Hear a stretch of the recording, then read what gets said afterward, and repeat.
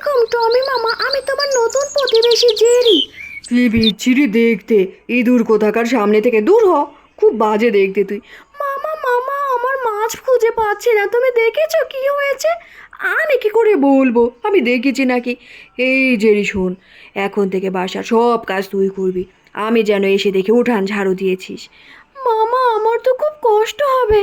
তাতে আমার কি, এই নে ঝাড়ু, সুন্দর করে ঝাড় দিবি।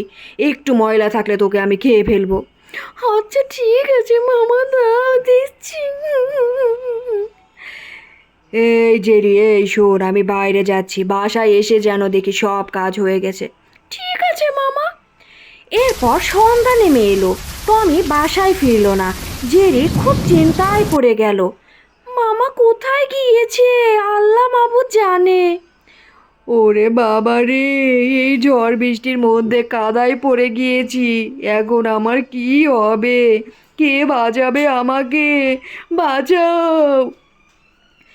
জেরি টমিকে না পেয়ে সে ছাতা নিয়ে বাইরে বেরিয়ে গেল টমিকে খোঁজার জন্য। মামা, তুমি কোথায়? আমি তোমাকে খুঁজতে এসেছি। ওরে বাবা রে, কত বজ্রপাত হচ্ছে, কে আছো, বাঁচাও! মামা, আমি এসে গিয়েছি মামা, এই রশিটা ধরে কাদা থেকে উঠে এসো। না, আমি তোর সাহায্য নিব না। মামা উঠে আসো, না হলে তুমি মারা যাবে। ঠিক আছে, উঠে আসছি। মামা মামা, ছাতার নিচে এসো। না, আমি আসবো না। এসো মামা, তুমি বেশি ভিজলে তুমি অসুস্থ হয়ে পড়বে। ঠিক আছে, আসছি। তারপর ওরা পাশে এক কুটিরে গেল। ভাঙাচোরা একটি পোড়া বাড়ি ছিল এখানে, সেখানে ওরা বসলো। জেরি, তুই আমার অনেক উপকার করলি আজ। এরপর ওদের মধ্যে বন্ধুত্ব হয়ে গেল। ওরা সিদ্ধান্ত নিল এখন থেকে ভাগ করে কাজ করবে। তারপর ওরা একসাথে রান্না করত, একসাথেই ঘর ঝাড় দিত, কাপড় কাচতো, বাসার সব কাজ ওরা দুজন মিলেমিশে করত।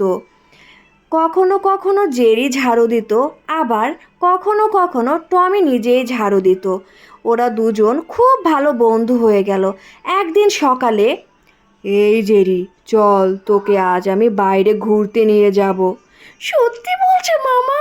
আমি তো বড় বড় পশুদের ভয়ে বাইরেই যাই না। চল মাছ ধরি, দেখ মাছ ধরতে অনেক ভালো লাগবে। চল খেতে চল। মামা, এ তো খাবার আমি জীবনেও খাইনি। খা খা, বেশি করে খা। এগুলো অনেক স্বাদের খাবার, অনেক দাম দিয়ে কিনতে হয়। খা। এই ওয়েটার, ওকে আরো খাবার দাও। চলো মামা, আমরা এখন একটু আনন্দ করি। তুমি খুব ভালো মামা। তুইও খুব ভালো।